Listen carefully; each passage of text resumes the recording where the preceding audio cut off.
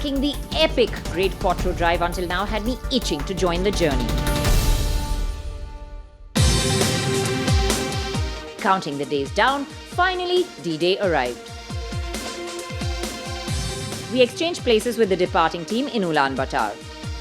Bye guys. See ya. Before setting off, tyres were checked, cars were tanked up, and then we were on our way. We soon realized Mongolia after Mumbai is like arriving at the wedding when all the guests have left. Suddenly, there are such few people and vast open spaces. Ulaanbataar is a city that shares the old with the new, heritage and modernity coexisting. Whilst the city has its share of skyscrapers, there are still hillsides full of yurts as well. Venturing further, the road led us to the very beautiful Gorkhi-Terelj National Park. It was as if Mongolia was modelling for us, resplendent in its autumn colours. Well, when at a wildlife park, one must encounter some wildlife.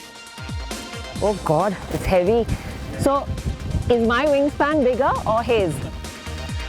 Driving through the spectacular rock formations of the park, we chanced on the Turtle Rock, a famous attraction. But for us, the temptation was really to get an aerial view, and we decided to test the Q7's abilities for going off the beaten path. I've literally had to jump out of the car because we're on this incline. Well, you can see what we've just come up, and we've reached the top without even a flutter to experience what an amazing, amazing view.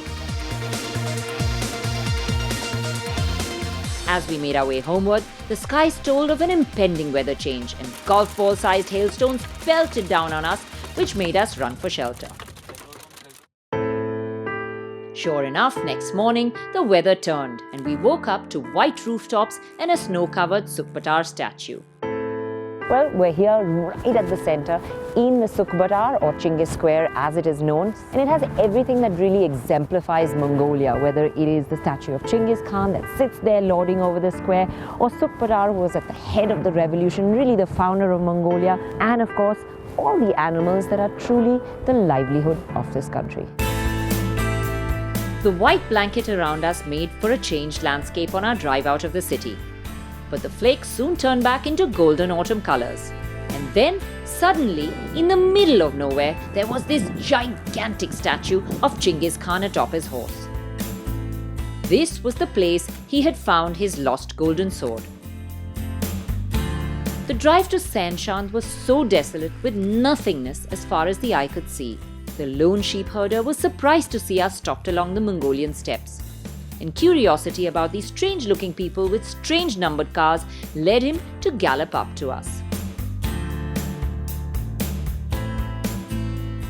There's a vastness to Mongolia that will make you realize how small you are in the scheme of things. And there's a silence that we were unused to. No people, no cars, no honking, no sounds, period, except the wind whipping up a storm around us. You see, that's how quick we're really going now. That's the kind of sound outside. But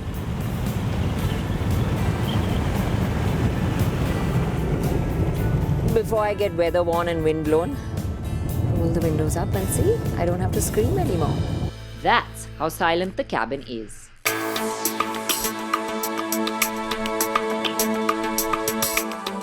Sanshan is a small little town in the East Gobi Desert, and Kamran Kid, which is just 30 kilometers out of it, is a very special place. So we've come right here to the gates of heaven, a place called Shambhala, or what is otherwise known as the energy center, because there are these huge circles with rocks that are believed to emit energy into you. So I'm going to go have a lie down and see if I get recharged. I've got the power. As the sun was setting on our day, the peace and the chanting made for a surreal setting. Well, with that kind of energy, we couldn't let it go to waste, especially when the dunes in the distance were beckoning us. This was only a day's drive, and it was already telling of a spectacular journey ahead. The next morning saw us up at the crack of dawn to juggle the spares around to cross the border. A cold wind and the road cutting through the Gobi Desert had us with our noses headed towards China. The drive may have been dull, but the exciting bit today would be we'll clock 10,000 kilometers on the Great Quattro Drive. Then it's going to come up in the next few hundred meters. 3, 2, 1, and it's 10,000. We've done 10,000 kilometers. And with that, we crossed into China. What a contrast it is over here. I mean, that seemed like nowhere land, and suddenly we're back into population, civilization, and everything that feels like it's normally supposed to. It's not what you think. I haven't been caught by the cops in China. But to drive in China, we need special permits and special registration for the car. So for this car, this is the registration. And he's also given us, all of us, temporary driving licenses that will work in China. Ni hao! Or. But the night gave us the true taste of China, a sumptuous hot pot whose food for the stomach and soul. The drive through Russia was incredibly colorful. Incredibly. I mean, we saw all kinds of colors. Colored churches, multicolored landscape, the colors of fall in Siberia. But the food in Russia is black and white, flat, monochromatic. Then you come to China and this is what you get. Colorful, tasty, spicy food. I mean, it feels like being back home.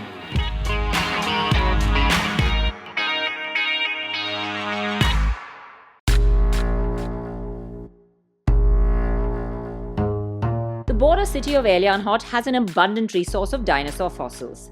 There's a whole park dedicated to the home of the earliest fossil discoveries in Asia. Apparently, the area was a lush green paradise for the species 70 million years ago. And the otherwise large Q7 was pretty dwarfed in the surroundings. After Ulaanbaatar, we moved towards Ulaanbaatar. We arrived into Ulaanbaatar late into the night, but excitement levels for the next day were high. Everyone was charged up about day 22 on the drive. This was to be the encounter with a wonder of the world. And we set off hunting for the spot where the cars could get right up close to the Great Wall. So we get 2 points to make sure we Good idea. And what do you know? We passed right under it.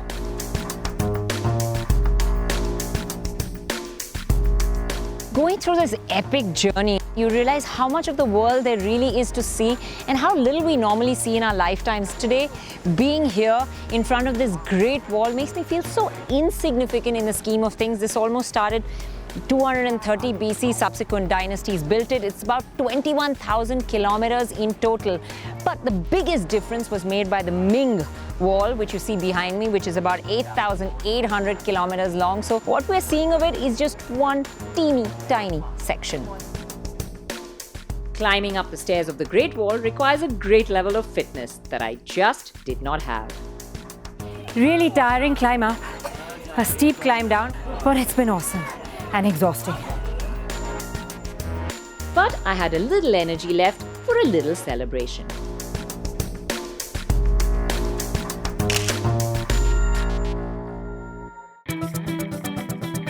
Heading out of Datong, it was a rainy morning, and we filled in our log, which had become part of our daily routine, and headed off to Pingyao. Each day was proving to be filled with carloads of memories and experiences that were spilling over the brim. My mind was full of thoughts of why road trips are such a great way to see the world. Thoughts of the stories you gather, the people you encounter, the places you see, and the things you learn, which makes it all worth the while. Now, China may be full of attractions, but the Q7 was quite a highlight itself. For the car-crazy population, it was creating a stir. And as we arrived into Pingyao, it was the center of attention in this ancient little city. Pingyao was interesting in many ways, but more so for the colorful food street and the very interesting items on the menu. Despite those odd items, we did manage to find some normal food. And with a good night's rest in our quaint little hotel, we set off earlier than usual next morning to go off our charted route a bit to visit the Yunan grottos.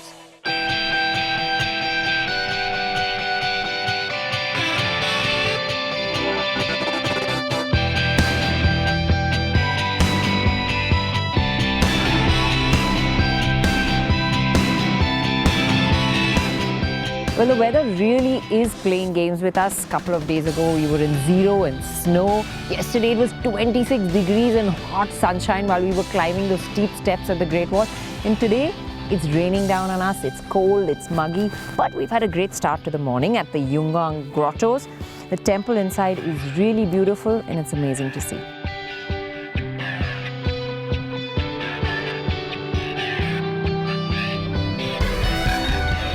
But the excitement had just begun, with the destination of the day being Xi'an.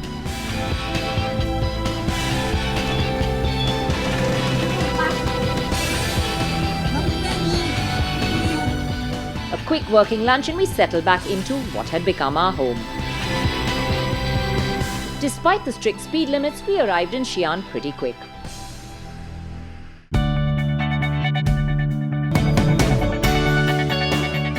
These are the Terracotta Warriors.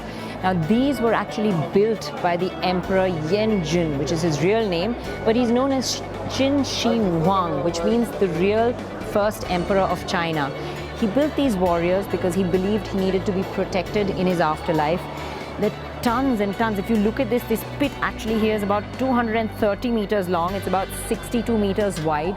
And there's over 2,000 of these terracotta warriors that have been discovered underneath here. And they say there are still more. I was told that it took 700,000 workmen to build these over 38 years. The only warrior found fully intact was the kneeling archer, which has since become a symbol of luck. Satiated with an action-packed day, we rolled into the beautiful city of Xi'an with the bell tower all lit up for the impending National Day holidays. The narrow, crowded food street was colourful and was an interesting end to a fabulous day.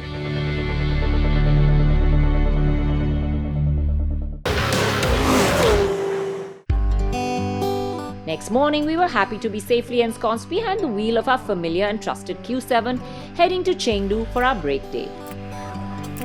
This engine is just, unfortunately, here in China, we're not testing its full capabilities because we have very strict speed limits. But what we're able to test here is the fact that it coasts beautifully. I mean, every time you're on a slope or downhill, there are very many times you've picked up speed and you just need to lift off. It disengages, gets into the D mode, and it's coasting so comfortably, which helps us get some really good real-time running fuel averages. A steady foot and low revs thanks to the gearbox meant great efficiency. And of course, the Chinese highways helped us achieve the journey high of 18.5 kilometers per litre. The car munched the miles, and a hustling, bustling Chengdu, all dressed up for national holiday in China, came up soon enough. 12,311 kilometers done, it was time for a break for us too. Well, we finally reached Chengdu, and I'm here at the very heart of it in Tianfu Square. You can see the statue of Chairman Mao behind me, looking over this square. There was a festive air to the city, and we spent our break day taking in the sights. There was Chintai Road with its ancient buildings, the crowded Wuhu Temple Street, and of course the highlight, which was the giant panda base. But the end of the day was truly the best for us with the famous Sichuan hot pot. It was tongue-numbing, ear-busting and telling on your tummy tomorrow type of deadly hot. Needless to say, the next morning was a bit of a late start.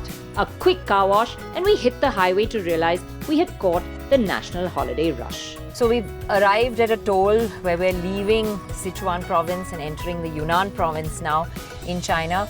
But because it's the National Day holiday week, all tolls are free.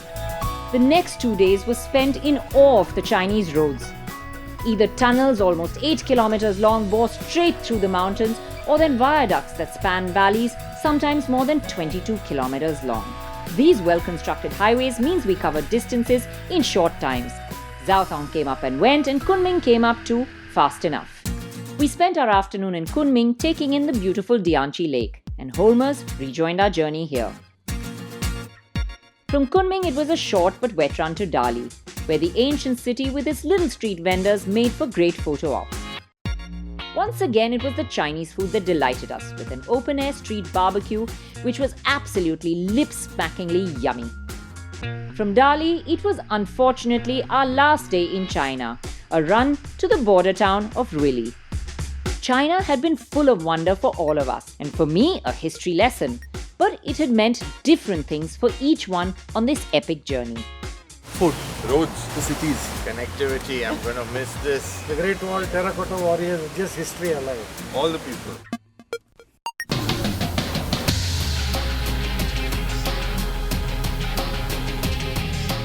So today we've crossed over the border into Myanmar. It was a really friendly crossing. The Myanmari officials shook our hands, wished us a good journey, and they actually wanted photographs taken with us in the cars, which we happily obliged in, because most borders, they don't like us taking photographs.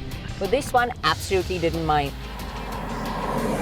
But really, I think the contrast between China and Myanmar, it's like you're going back in time.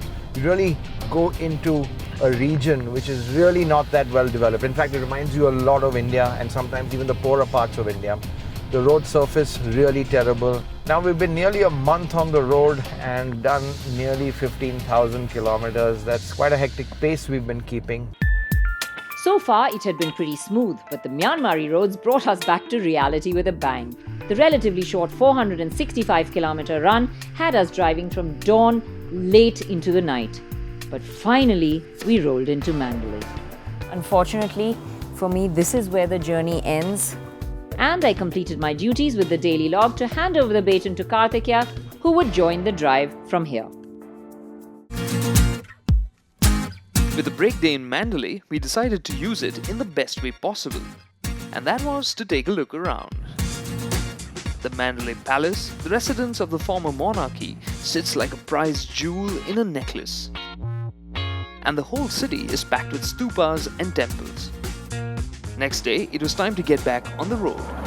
This time, we were aimed for Calais, and I was back at the wheel of the Q7. The drive to Calais was arduous. We had covered 900 kilometers in Russia in less than 12 hours. But here, for a relatively shorter 600-kilometer run, it took us as much as 16 hours. It was quite an interesting day yesterday. The slowest time taken to travel 600 kilometers on the drive till now. Really bad roads, and plus that it's not stopped raining since last night. Today is the day we head into India. I came back onto this drive and I was really looking forward to get behind, obviously to drive. And I was looking forward to seeing how the car has aged, because this is like living the life of a car over what for most people would be 2 years. In 40 days. Yeah, in 40 days. And incredibly, there are no squeaks and rattles from the body at all. I've nursed it carefully.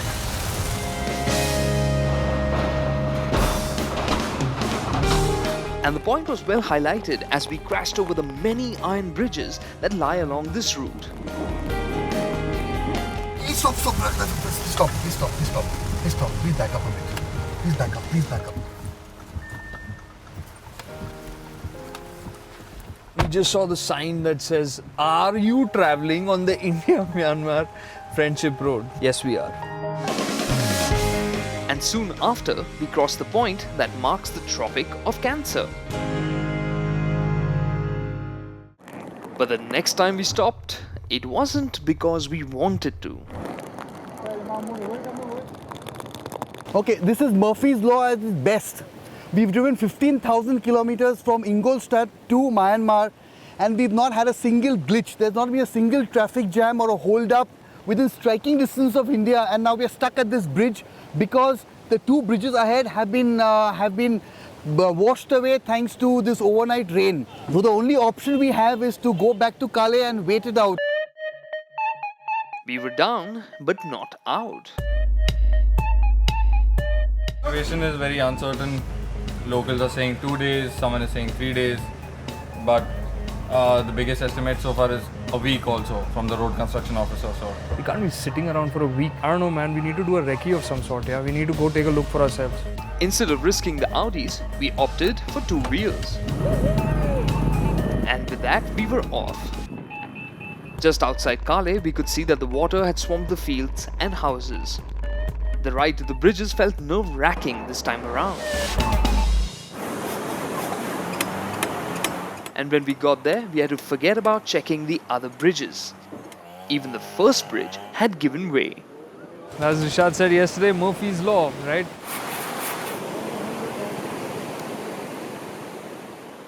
Rishad,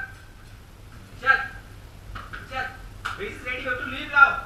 Bridge is ready, you have to leave. Come. Bridge is ready.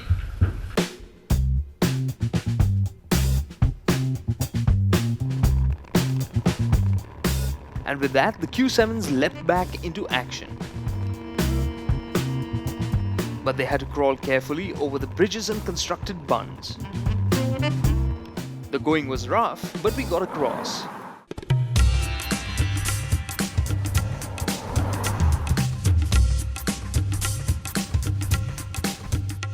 The poor quality of roads continued till Guwahati.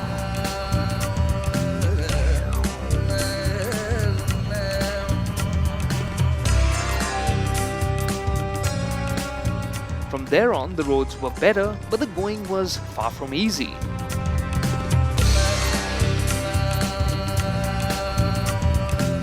And the roads got narrow as we started to wind our way through the tea estates near Siliguri.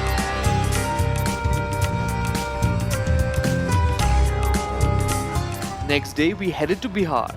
And you know what? We were in for a surprise. The roads were actually pretty good.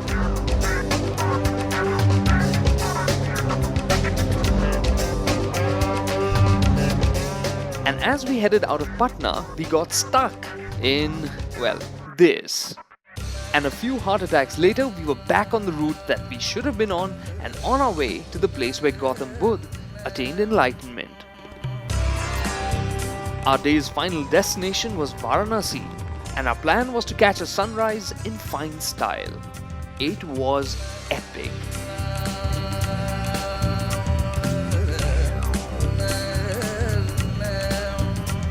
We've driven through so many countries, seen so many places on the Great Quattro Drive, and in India, we are certainly getting the full taste of India, right? As we drove out of Varanasi, I was blown away by the number of people using cycles. They had my respect. And inside Varanasi, that may have been the quickest way to get around. But outside, there was a beautiful highway pointed towards Agra.